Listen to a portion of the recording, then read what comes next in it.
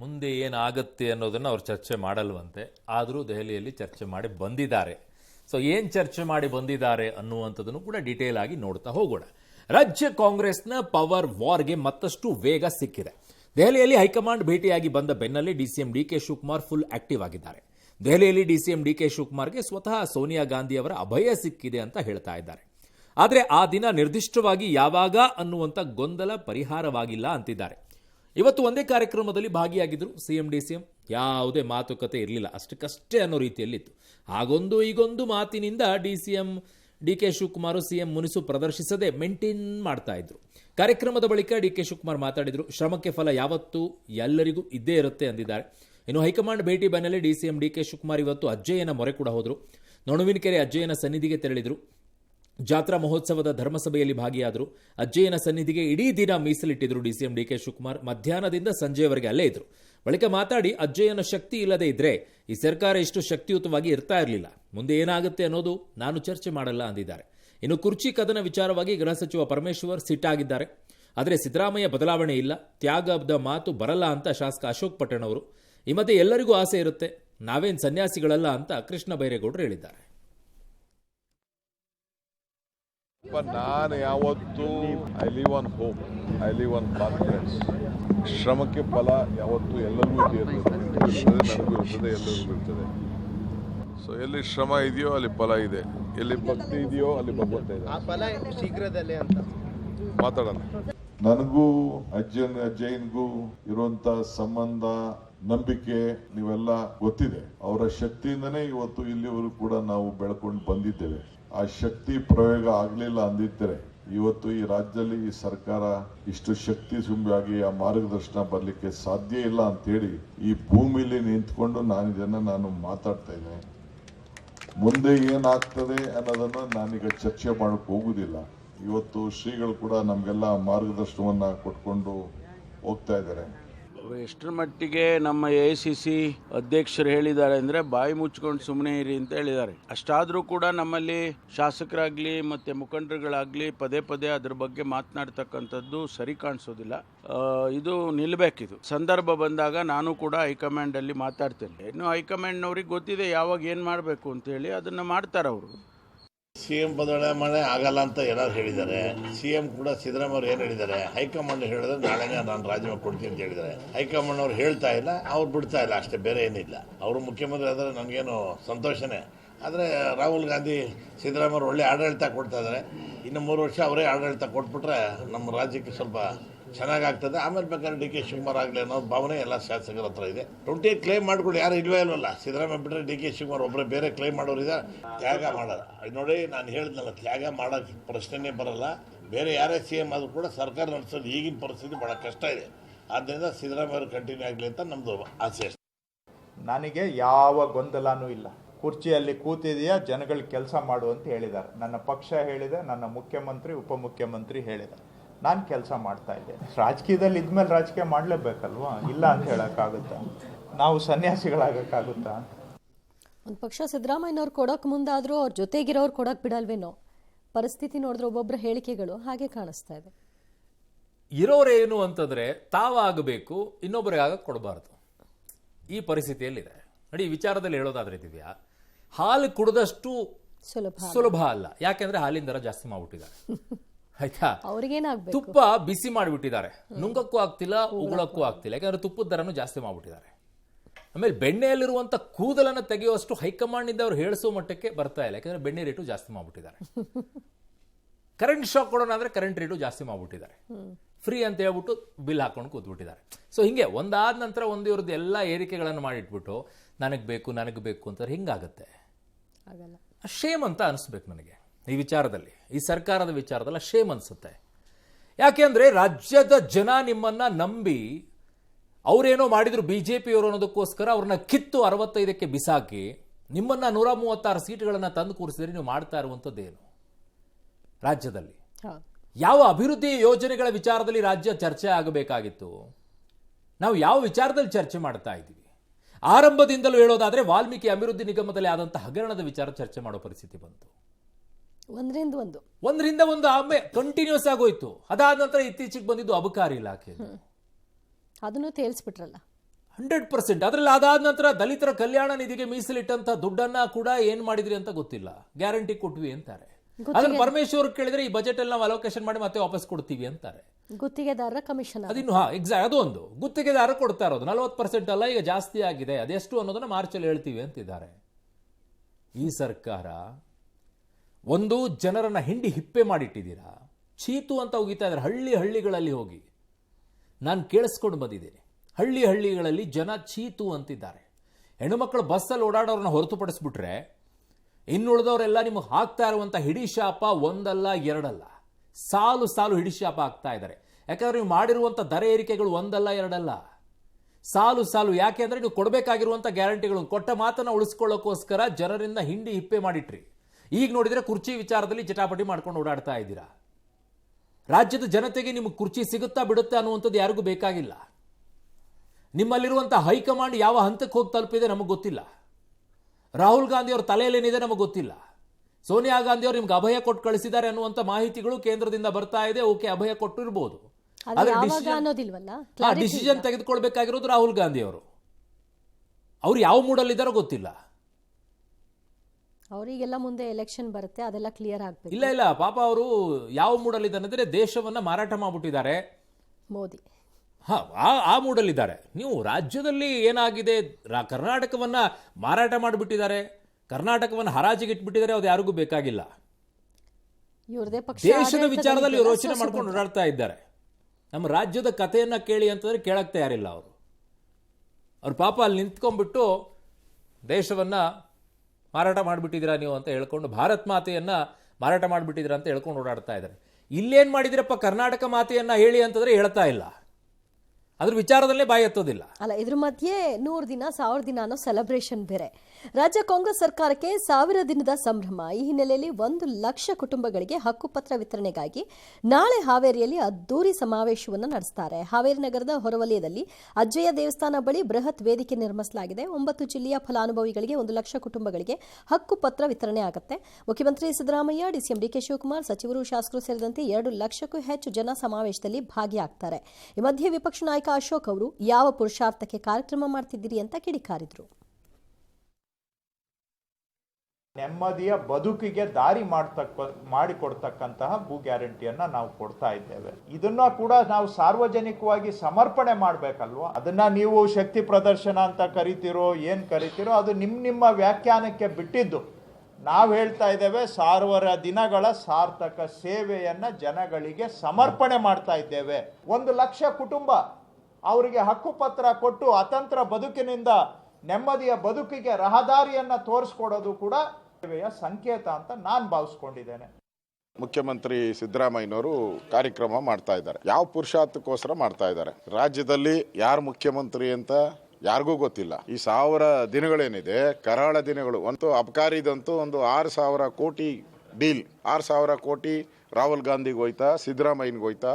ಈ 6000 ಕೋಟಿನೇ ತಗೊಂಡು ಅಲ್ಲಿ 1000 ದಿನದ ನಿಮ್ಮ ಸಮಾವೇಶನ ಮಾಡ್ತಾ ಇದ್ದೀರಾ? ಈ ಅಬಕಾರಿದ ಇಷ್ಟು ಗಟ್ಟಿಯಾಗಿ ಮಾತಾಡೋರು ಸೆಷನ್ನ ಕೊನೆ ದಿನ ಮಾತ್ರ ಪ್ರಸ್ತಾಪಕ್ಕೆ ಇಟ್ಕೊಂಡಿದ್ದು ಇವರ ಬದ್ಧತೆ ಏನು ಅನ್ನೋದು ತೋರಿಸುತ್ತಲ್ಲಿ. ಇವ್ರು ಯಾವ ವಿರೋಧ ಪಕ್ಷ ಇದೆಯಾ ರಾಜ್ಯದಲ್ಲಿ?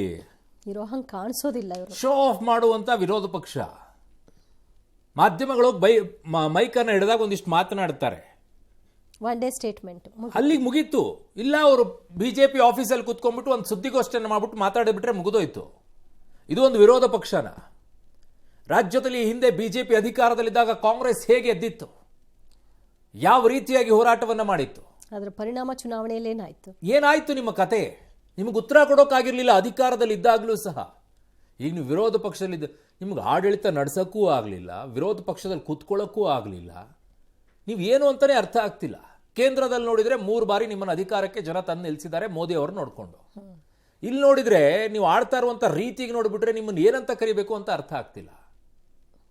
ಬಿಜೆಪಿ ಅದು ಏನಾಗಿದೆಯೋ ಗೊತ್ತಿಲ್ಲಪ್ಪ. ಹೇಗಿರಬೇಕಾಗಿತ್ತು ರಾಜ್ಯದಲ್ಲಿ ನಡೀತಾ ಇರುವಂಥ ಒಂದೊಂದು ಬೆಳವಣಿಗೆಗಳ ವಿಚಾರದಲ್ಲೂ ಕೂಡ ವಿರೋಧ ಪಕ್ಷ ಗಟ್ಟಿಯಾಗಿ ನಿಂತ್ಕೊಂಡು ಕೊರಳು ಪಟ್ಟಿ ಹಿಡಿಬೇಕಾಗಿತ್ತು. ರಾಜ್ಯ ಸರ್ಕಾರದ್ದು ನಡಗಬೇಕಾಗಿತ್ತು. ರಾಜ್ಯ ಸರ್ಕಾರ ವಿರೋಧ ಪಕ್ಷನೇ ನಡಗುವಂಗಾಗ್ಬಿಡ್ತು. ನೀವೇನೋ ಅಧಿಕಾರದಲ್ಲಿ ಇಟ್ಬಿಟ್ಟು ನಡಗ್ತಾ ಇದ್ದೀರಿ ಅನ್ನೋ ರೀತಿಯಲ್ಲಿ ಆಗ್ಬಿಟ್ಟಿದೆ.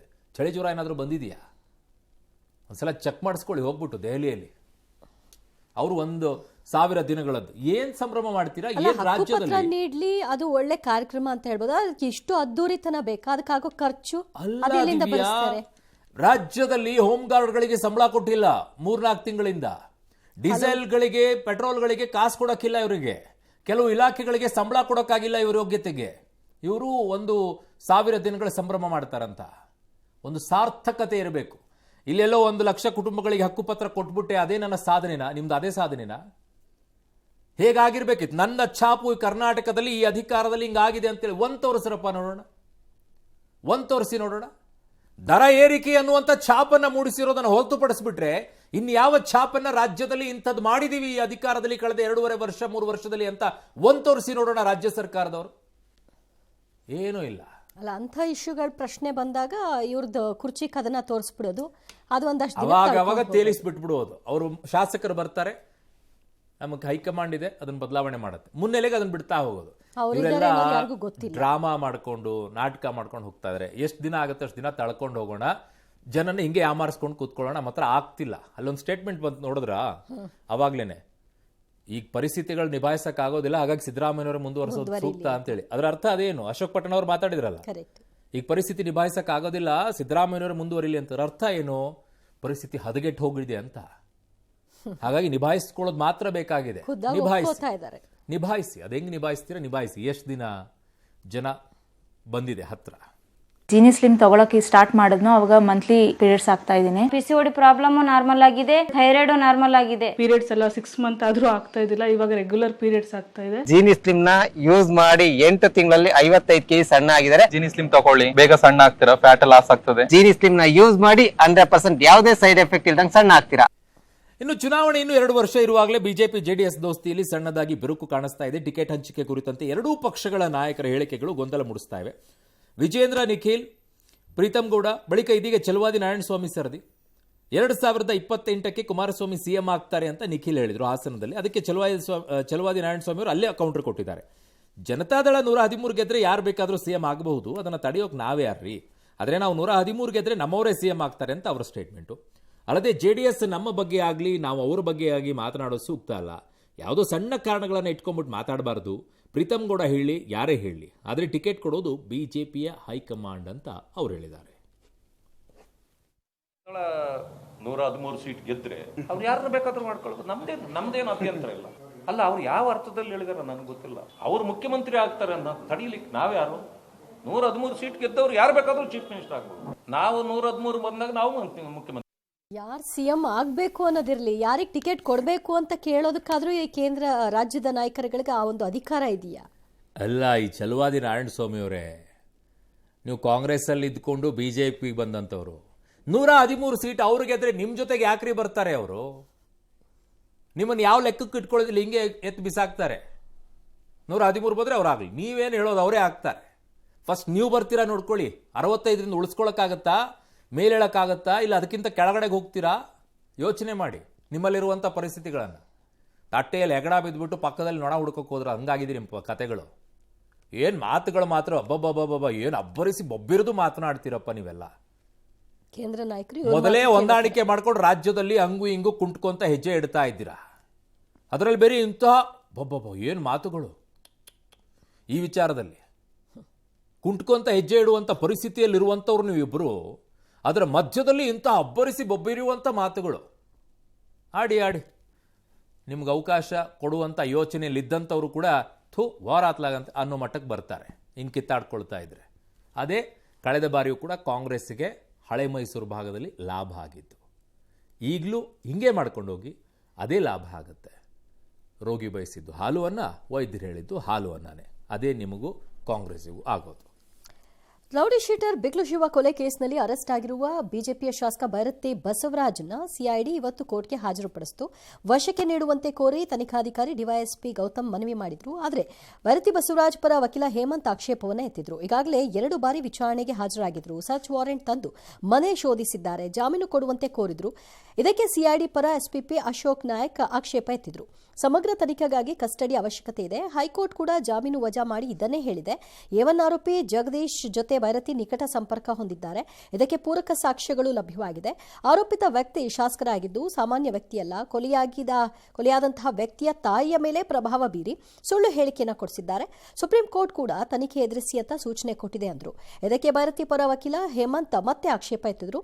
ರಿಮಾಂಡ್ ಕಾಪಿಯಲ್ಲಿ ವಿಚಾರಣೆ ಮಾಡಲು ಸಮಯಾವಕಾಶ ಇಲ್ಲದ ಕಾರಣ ಕಸ್ಟಡಿಗೆ ಕೇಳ್ತಾ ಇದ್ದಾರೆ. 6 ತಿಂಗಳಿನಿಂದ ಏನ್ ಮಾಡ್ತಾ ಇದ್ರು?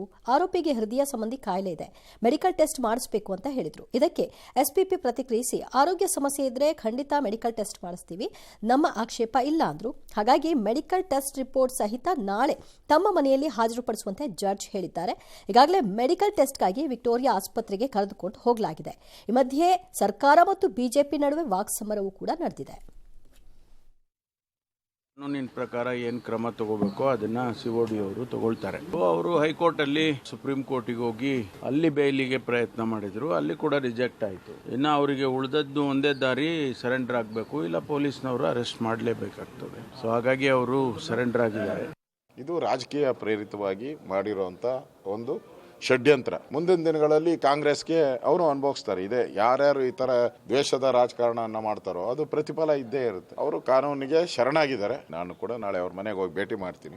ಎಲ್ಲವನ್ನು ಕೂಡ ಗಮನಿಸ್ತಾ ಇದ್ದೇವೆ. ಕಾನೂನಾತ್ಮಕವಾಗಿ ಅವರು ಕೂಡ ಹೋರಾಟವನ್ನು ಮಾಡ್ತಾ ಇದ್ದಾರೆ. ಅಷ್ಟು ಮಾತ್ರ ಸಂದರ್ಭ ಹೇಳ್ತಾರೆ. ನನಗೆ ಇದರಲ್ಲಿ ಕಾಡುವಂಥದ್ದು ಒಂದೇ, ಅರೆಸ್ಟ್ ಮಾಡಿದ ನಂತರ ಹೃದಯ ಕಾಯಿಲೆ ಬರುತ್ತಾ? ಜನಸಾಮಾನ್ಯರು ಹೆಂಗೆ ಕೇಳ್ತಾರೆ ಅಂದರೆ, ಅಲ್ಲ ಸರ್ ಇವರು ಇಷ್ಟು ದಿನ ಎಲ್ಲ ಓಡಾಡ್ಕೊಂಡಿರ್ತಾರಲ್ಲ, ಅವಾಗೇನು ಸಮಸ್ಯೆ ಇರಲ್ವ ಸರ್ ಇವರಿಗೆ? ಅರೆಸ್ಟ್ ಮಾಡಿದ ತಕ್ಷಣ ಅವರಿಗೆ ಆ ಸಮಸ್ಯೆ ಈ ಸಮಸ್ಯೆ, ಮೆಡಿಕಲ್ ಟೆಸ್ಟ್ ಮಾಡಬೇಕು, ಅಲ್ಲಿ ರಿಪೋರ್ಟ್ ತೊಗೋಬೇಕು, ಇಲ್ಲಿ ರಿಪೋರ್ಟ್ ತೊಗೋಬೇಕು ಅಂತಾರಲ್ಲ, ಅದಕ್ಕಿಂತ ಮುಂಚೆ ಏನಿರಲ್ವ ಸರ್ ಇವರಿಗೆ ಅಂತ ಕೇಳ್ತಾರೆ. ನಾರ್ಮಲ್ ಆಗಿ ಕೇಳುವಂಥ ಪ್ರಶ್ನೆಗಳು. ಈಗ ನಿರೀಕ್ಷಣಾ ಜಾಮೀನಿಗೋಸ್ಕರ ಹೈಕೋರ್ಟು ಸುಪ್ರೀಂ ಕೋರ್ಟು ಎಲ್ಲ ಓಡಾಡ್ತಾ ಇದ್ರು. ಅವಾಗ ಯಾವುದೇ ಇಲ್ಲದೆ ಇರುವಂಥ ಸಮಸ್ಯೆ ನಿನ್ನೆ ಅರೆಸ್ಟ್ ಮಾಡಿದ ತಕ್ಷಣ ಹೃದಯ ಸಂಬಂಧಿ ವಿಚಾರದಲ್ಲಿ ಸಮಸ್ಯೆ ಇದೆ ಅಂತ ಹೇಳ್ಬಿಟ್ಟು ಆಸ್ಪತ್ರೆಗೆ ಹೋಗ್ತಾರೆ ಅಂತಂದಾಗ ಸಹಜವಾಗಿ ಒಂದಿಷ್ಟು ಅನುಮಾನ ಬರುತ್ತೆ ಅಲ್ವಾ? ಅದೇ ಶೆಲ್ಟರ್ ತಗೋತಿದಾರೇನೋ ಅಂತ. 100% ಎಲ್ಲಾ ಕೇಸ್ಗಳಲ್ಲಿ not for only Byrathi Basavaraja ವಿಚಾರ ಅಷ್ಟೇ ಎಲ್ಲ ಹೇಳ್ತಾರೆ. ಹೈ ಪ್ರೊಫೈಲ್ ಕೇಸ್ಗಳಲ್ಲಿ ಆಲ್ಮೋಸ್ಟ್ ಆಲ್ ಎಲ್ಲರೂ ಕೂಡ ತಗೊಳ್ಳುವಂಥದ್ದು ಹೆಲ್ತ್ ವಿಚಾರದಲ್ಲೇ ಒಂದು ಏನಂತೀರ ಅದಕ್ಕೆ, ರಕ್ಷಣೆಯನ್ನ ಪಡೆಯುವಂಥ ಕೆಲಸಕ್ಕೆ ಹೋಗ್ಬಿಡ್ತಾರೆ. ಅದು ಸುಲಭವಾಗಿ ಸಿಗುವಂಥದ್ದು. ಇನ್ನು ಈ ವಿಚಾರಕ್ಕೆ ಬರಬೇಕು. ಇವತ್ತು ಈ ಸುದ್ದಿ ಅಂತೂ ನನಗೆ ಒಂಥರ ಸಂಕಟ ಆಗೋದಂಥ ಸುದ್ದಿ. ಜಾಲಿ ರೇಡ್ಗೆ ಅಂತ ಹೋದಂತಹ ವಿದ್ಯಾರ್ಥಿಗಳು ಇವತ್ತು ಬೆಳ್ಳಂಬೆಳಗ್ಗೆ ಜವರಾಯನ ಅಟ್ಟಹಾಸಕ್ಕೆ ಬಲಿಯಾದರು. ಹೊಸಕೋಟೆ ತಾಲೂಕಿನ ಎಂ ಸತ್ಯಾವರ ಬಳಿ ರಣಭೀಕರ ಅಪಘಾತಕ್ಕೆ 7 ವಿದ್ಯಾರ್ಥಿಗಳು ಬಲಿಯಾಗಿದ್ದಾರೆ. ಹೊಸಕೋಟೆ ದಾಬಾಸ್ಪೇಟೆ ರಾಷ್ಟ್ರೀಯ ಹೆದ್ದಾರಿಯಲ್ಲಿ ದುರಂತ ಸಂಭವಿಸಿದೆ. ಬೆಂಗಳೂರು ಗ್ರಾಮಾಂತರ ಜಿಲ್ಲೆಯ ಹೊಸಕೋಟೆಯಿಂದ ದೇವನಹಳ್ಳಿ ಕಡೆಗೆ ಬರ್ತಾ ಇದ್ದಂಥ XUV 700 ಕಾರು ಹಾಗೂ ಬೈಕ್ ಕ್ಯಾಂಟರ್ ನಡುವೆ ಭೀಕರ ಅಪಘಾತ ಆಗಿದೆ. ಕಾರಿನಲ್ಲಿದ್ದಂಥ 6 ಯುವಕರು ಜೊತೆಗೆ ಒಬ್ಬ ಬೈಕ್ ಸವಾರ ಸಾವನ್ನಪ್ಪಿದ್ದಾರೆ.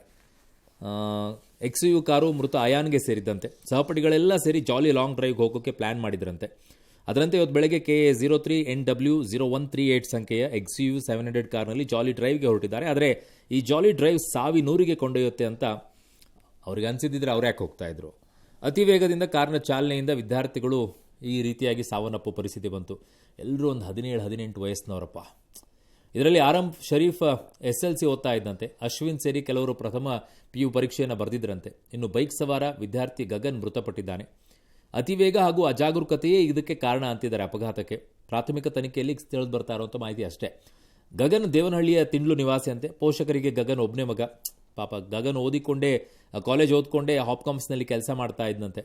ಇದ್ದೊಬ್ಬ ಮಗನನ್ನು ಕಳ್ಕೊಂಡಂಥ ಪೋಷಕರು ಕಣ್ಣೀರು ಹಾಕ್ತಾ ಇದ್ದಾರೆ.